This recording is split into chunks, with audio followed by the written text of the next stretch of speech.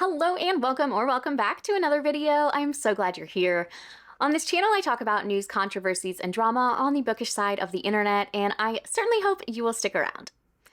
So, here we are again, talking about the always fascinating Milo Winter, who is now using the name Milo Prather and has published a book of poetry. I will go into it a little more in a bit, but it looks like he's going to be using Winter for the World of Guardian books and Prather for poetry, but we'll get there. First, we have some other stuff to cover, starting with, if you somehow missed everything about our friend Milo, then I want to redirect you to this playlist where you can get caught up and then come back here.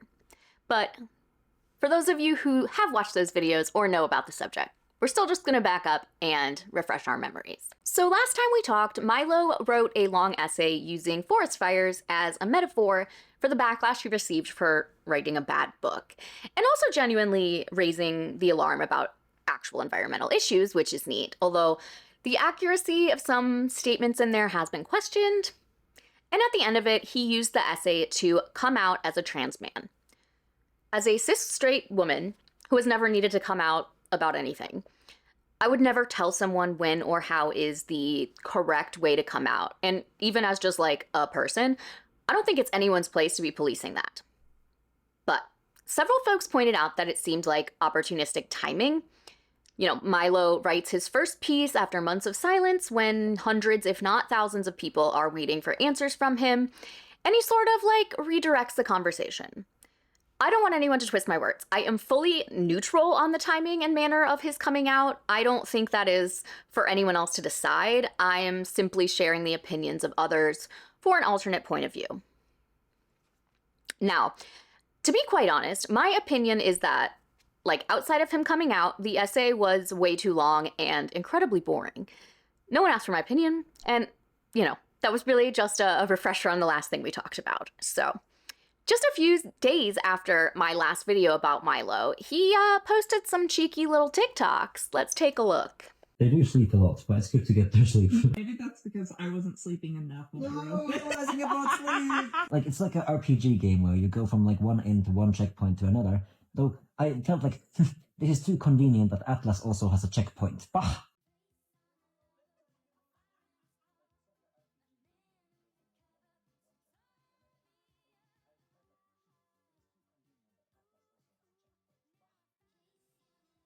So if you couldn't hear that, or if you're just listening and couldn't see the text, it says, I probably published the worst fantasy book of the year. And then it says, Solly, they do sleep a lot. It's transcribing what is being said. And what Solly says is, they do sleep a lot, but it's good to get their sleep. And Milo says, maybe that's because I wasn't sleeping enough when I wrote this. Then they laugh, you know, they put a bunch of passages on the screen of where Milo is writing about a scene when they're sleeping. And then Solly says it's like an RPG when you go from one inn to one checkpoint to another. Though I felt like it is too convenient that Atlas also has a checkpoint. And then Milo puts his like Goodreads rating at the top and writes, sorry about that. Rest assured we're creating a better second edition. However, if you'd like to gift a horrible novel this warm holiday season, you can get the ebook on our website. So there is one more quite similar that I will show you. Yes, we'll talk about it in a second. Me when I spell my own fictional language wrong. It's hard to read a glossary. Well, it doesn't help when the glossary is wrong. Oh, okay, that's yeah.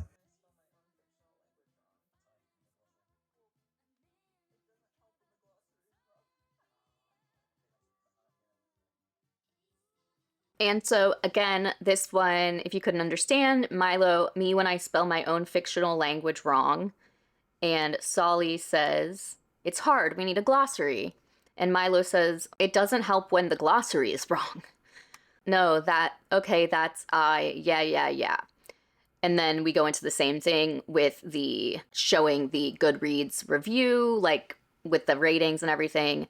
And then it pops up with, Solly made me spell check this video too. Rest assured we're creating a better second edition. However, if you'd like to gift a horrible novel this warm holiday season, you can get the ebook on our website. So While one part of me likes to see people be able to poke fun at themselves and, have a sense of humor about tough things, I also think he should absolutely not be selling this book anymore. And given the fact that Milo still has so much money from people who purchased the first edition, it feels in bad taste and almost like an admission of guilt. Because he spent weeks making excuse after excuse about why it wasn't his fault that the book was bad, and also wholeheartedly standing by it. And yet, here we are laughing about it. It just rubs me the wrong way. And I mean, remember when he said it was just like the editor's bad editing, or that he was purposely writing in the voice of a neurodivergent teenager, and that's why the writing was disjointed and didn't make any sense? But to now just say, yeah, it was the worst book of the year feels like minimizing the whole thing. And I do understand that he's giving like full disclosure that it isn't up to standards, but I still don't like it. And, maybe I'm reading too much into this funny little TikTok, but I don't know, it rubbed me the wrong way. So on December 23rd, Milo posts a new TikTok revealing that he has released a poetry collection. So it's one of these with static images, and I will just read you the slides. So it says, I published another book. The second one says, Alterlife, written by Milo Prather, illustrated by Sali Rahala. And there's, a nice little cover there. And then the third slide says, it's poetry this time. Paperback available for purchase on Amazon and other online retailers. Once the listing appears, we just clicked publish. Ebook available for purchase on our website. Happy holidays. So, not to be the petty Betty I always seem to be, but available is spelled wrong. And, it just drives me crazy when like professional posts have typos, particularly in like this kind of language centered industry. Anyways, here is the back of the print edition. It says, Alterlife is a fully illustrated poetry collection that explores ghosts and the afterlife as metaphors for personal trauma. Written over many years of the author's life, the poems weave a story of introspection, recovery, and perseverance that crosses the wilderness of both the American West and Scandinavia. Sweeping landscapes, ecosystems, and natural phenomena are set in parallel to PTSD, self-destructive tendencies, and traumatic memory. Many have pointed out also that Finland, where Milo is currently residing, isn't actually a part of Scandinavia. Just a side note. So on the 26th, he posted a look inside the book with some sample poems.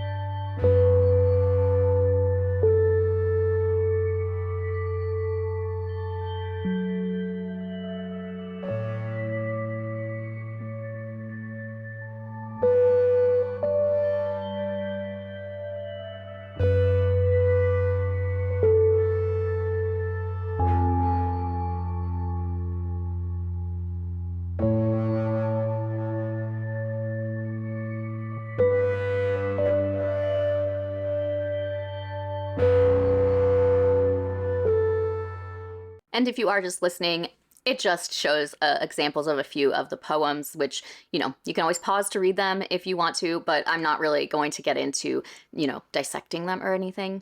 Now, I have zero expertise in poetry, and I'm pretty sure the last poetry book I read was by Chele Silverstein.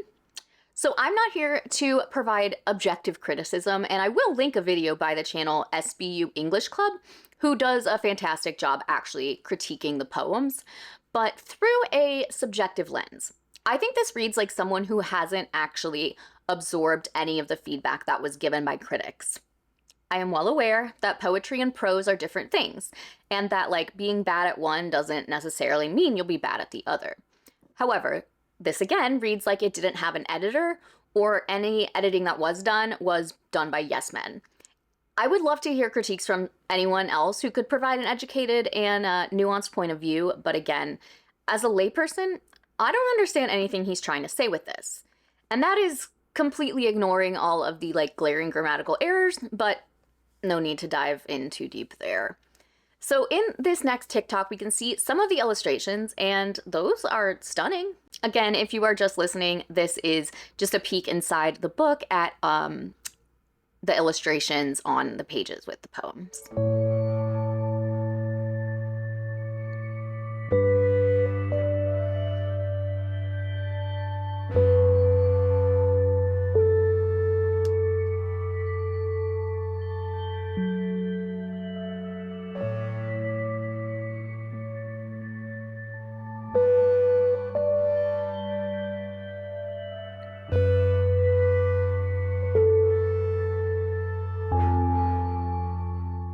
So on the same day that this book was announced on TikTok, it was also announced on Patreon. Holiday release, Alterlife, December 26, 2025, post by Elrose, art by Solly. Hey folks, we're on holiday break here, but Milo and Solly just finished up a little side project, a fully illustrated poetry collection called Alterlife. Milo's been writing poetry for years, collecting his body of work with the addition of unique illustrations from Solly, turned this into something special. Heads up, it deals with some heavy themes, full info on our website. And then there is a link to where you can kind of get like content warnings, which we always appreciate. We know y'all want more Age of Scorpius though. On that front, the author's update for patrons is forthcoming before month's end. Work has been progressing and there will be another publicly available chapter soon, likely in January. See you then. And one of the comments on that post brings up a good point, saying, "Where was the December post from Caitlin?" Quote from above. Also, once a month, our editor Caitlin will write a column for patrons, providing her perspective on the revision's progress that was achieved in the previous month. These will also start in December. And Elrose replied, "Just checked in with her. She's waiting until chapter 2 has gone through the editing process to have more to talk about." And you can see a little bit underneath that, someone else says, "When is chapter 2 getting posted?" So much like with his essay, High Disturbance, people are like, why are you working on this other stuff when you're supposed to be focusing on rewriting Age of Scorpius? It's referred to as a side project, but okay, so what's the main project? Because nothing is being updated there. And why does chapter 2 need to be edited before giving an update? Like, it doesn't have to be ready to post and to have people read it, but it should be communicated that that's what's going on. Now, I only just discovered that I've been paying for a Patreon membership. I think I did like a 7-day free trial and never canceled. And I subscribed to a few Patreons, so I didn't even notice the extra $5 charge. But before I canceled, I went back to make sure that I hadn't missed anything. And the only Age of Scorpius content that consists of actually writing the book, not just like art and high-level background stuff, is some outlining and ideas. So you'd think if there was more to report on that they would be reporting on it. On December 31st, we got a Patreon post from Milo himself. Author's letter, December 25, and this was posted on December 31st, 2025. Hey everyone, Happy New Year's. Wanted to share a quick update as to where AOS stands. I plan to have chapter 2 out in January, ideally the next week or two. As I'm filming this, it's January 15th, so we're halfway through January, and so far no chapter 2, but we'll see what happens from here. In the past couple of months, we've been working hard restructuring the full manuscript and creating an outline of chapters. I have the bones for the first 8 chapters laid out, which Star Patreons can check out below the paywall. I'm preparing to flesh them out and really dive in for 2026. As the 2 previous writing releases show, I have also taken some time between my fiction writing with AOS to hone some of the broader writing skills. Returning to my poetry and nonfiction to figure out exactly what themes and messages I want to convey in my art. It's always important to step away from a writing project for a bit to have fresh eyes on the old drafts. Weird, where did you get that idea?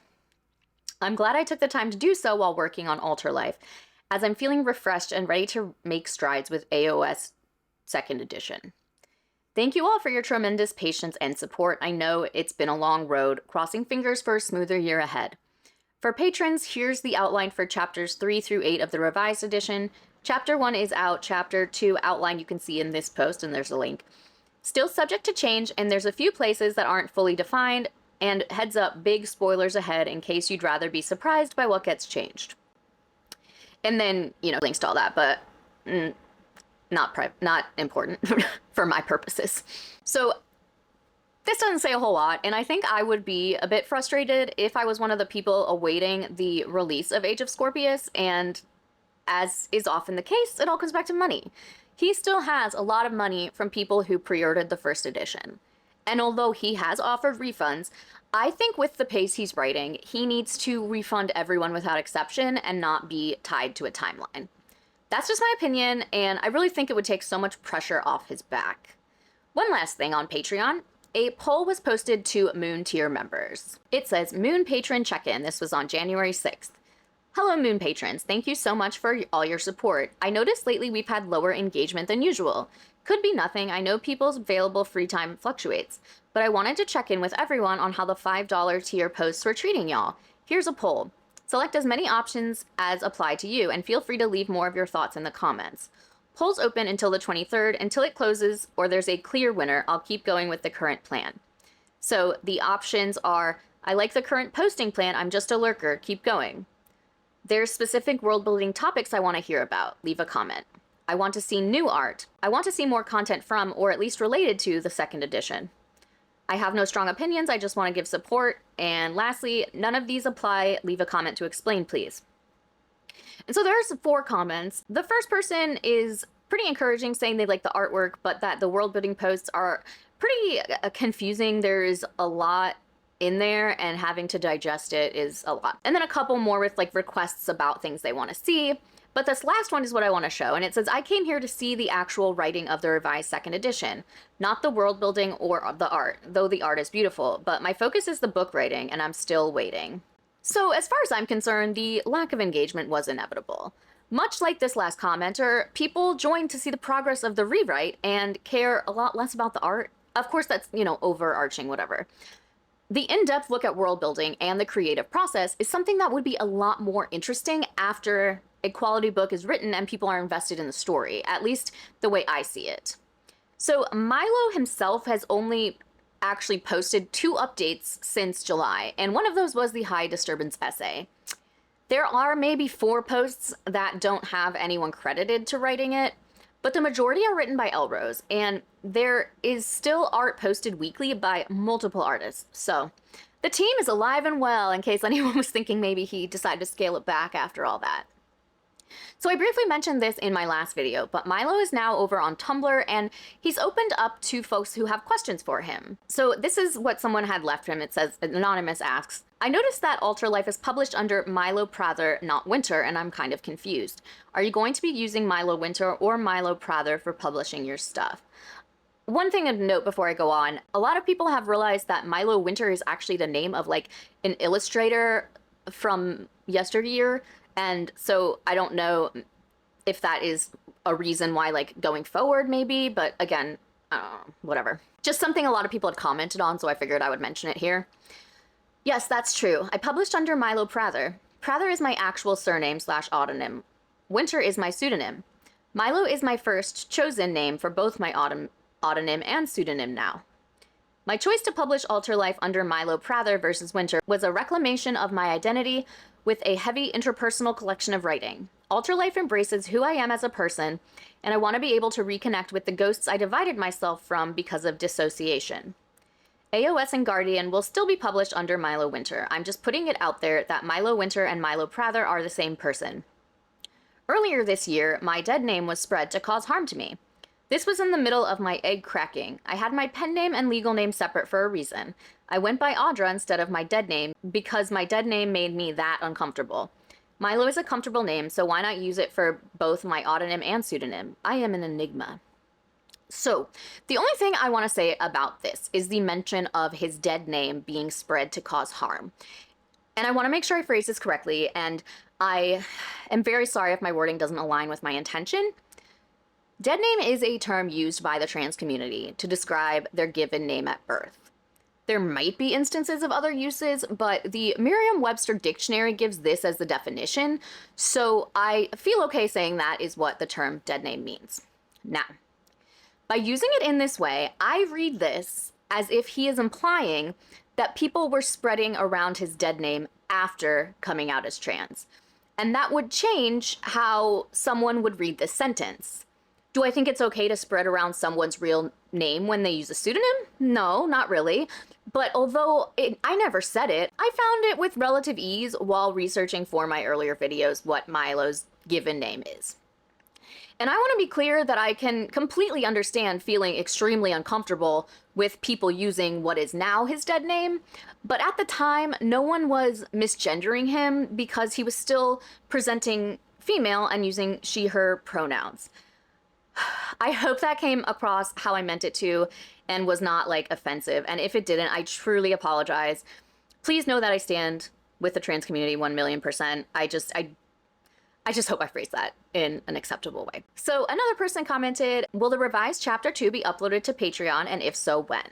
Yes, it will. So will chapter 3. I'm hoping to get chapter 2 out within the next month. I've been working on restructuring the book with a full outline, having conversations with Caitlin and the team, drink every time he says the team, and laying out the bones for the first 10 chapters. I'm in the process of rewriting chapter 2 as we speak. An important lesson I learned this year is to always prioritize quality over speed, which is absolutely hilarious to read looking back. But while I absolutely support him actually taking his time here, it's frustrating that he and his team made all these promises about the timeline, and now things are moving slow as molasses because he is quite literally rewriting the entire book. And perhaps this is an oversight, but on TikTok Shop, they are still saying that they're shooting for a spring 2026 release, and he hasn't even finished chapter 2. Guys, the book has 39 chapters. At this pace, it's going to take somewhere around 13 years to finish this. Now, here's my take. Throw the whole thing away. I know this is his passion project, that he's been writing for over a decade and all that, but he's clearly not interested in working on it. And I don't blame him for the entire experience souring his feelings on this book. But I feel at this point he needs to reevaluate what actually makes him happy. I feel like there's a not zero possibility that the money he would have to come up with to refund everyone is the reason he hasn't dumped the project. Maybe a little bit of embarrassment too, but I actually think a lot of people would respect that decision, myself included. It just doesn't seem like his heart is in this at all, and it's sad to see, but it is, I think, time to move on. So, rounding this out, I want to draw your attention to the cost of Alterlife. The paperback edition is, drumroll please, $15.99 for a 59-page poetry collection with full illustrations. That is over 27 cents per page, which is outrageous. For reference, the book I most recently finished and absolutely loved is The Husbands by Holly Gramazio, and the paperback on Amazon is $12.04. The book is 352 pages long, making that 3 cents per page. That was probably a weird way of demonstrating just how high Alterlife is priced, but it's no different when you compare it to another poetry book either, but really, I just wanted to give a shout out to The Husbands because it was really good. There are only 12 Goodreads reviews currently, and all but one are very constructive, which is nice to see, but regarding the length, I want to read one of them. So it was given 2 stars, and it says, I feel like the price, $6 for the ebook, did not match the amount of content. The collection is only 59 pages, and there are only about 35 pages of actual poetry once you discount the covers, blank pages, trigger warnings, and acknowledgement pages. There is a 2-page note from the author that is put in here twice, once handwritten and once typed. I'm guessing he did that in case people had trouble reading his cursive, but it came off as a lazy way to fill more pages and make the book seem longer than it was. Most of the work is free verse, which is fine, but it feels less like a stylistic choice and more like the author did not feel like taking the time to craft the poems. The themes and imagery are consistent and pretty vivid throughout the collection. A little more care in the art of crafting and structure would have really brought out these merits more. The artwork is of course beautiful and the best part of the book. However, when reading something, I like any artwork to be a complimentary addition, not the main attraction. And this person actually lists out every page of the book that doesn't have poetry on it. Petty, maybe, but it certainly proves the point. It says page 2, copyright, page 3, blank page, page 4, artwork, no poetry, page 5, artwork dedication, page 6, table of contents, 7, table of contents, 8, mental health and other resources, 9, trigger warnings, 10, artwork, 11, artwork. It goes on. At one point, page 43, just one line. Having one line on a page was done for emphasis and I actually like it, but still wanted to point it out. This book is already so short and lacking in actual poetry content, and having an almost empty page means there's even less. The same thing, author's note handwritten, 52, 53, same author's note typed, 54, blank page, 55, acknowledgements, 56, World of Guardian logo, 57, author and illustrator information, 58, blank, 59, blank. Obviously you need the cover, copyright page, etc. and I appreciate the resources and trigger warning pages. The point is that this is already such a short book, so all these pages without poetry make up more than a third of this poetry book. I feel like this book really should have just been longer. A poetry book should be at least 90% poetry, not just 2/3. So that is the current situation with Milo Winter. I was going to wait to give you an update a little longer, but this was a requested subject, so here we are, happy to oblige. Now I would love to introduce you to Chele Cook, an urban fantasy author from London. Her stories are focused on ordinary people who find themselves in extraordinary circumstances. She fills her books with relatable characters across the spectrums of age, gender, sexuality, ethnicity, and ability, and a healthy dose of snarky vampires. From Death to Dawn, the first book in her latest series follows Ivy, a regular woman who discovers that she is the first human familiar in a millennium, and that there has been an entire supernatural society around her. Thrown into the middle of a fight between vampires and necromancers, Ivy is the power that both sides need, and will do anything to control. All while dodging a shadow government she didn't know existed, and fighting her feelings for Nate, a vampire she has a strange but undeniable connection to. Down in the description, I will link Chele's social media, as well as where you can purchase her books if they sound like something you'd be interested in. Indie authors are a vital part of the bookish community, so try to support them wherever you can, even if that's just a follow on social media, it all really helps them. And if you'd like the chance to be a featured indie author, there is a form down in the description. If you liked this video, please give it a thumbs up. If you haven't subscribed, I'd love it if you would.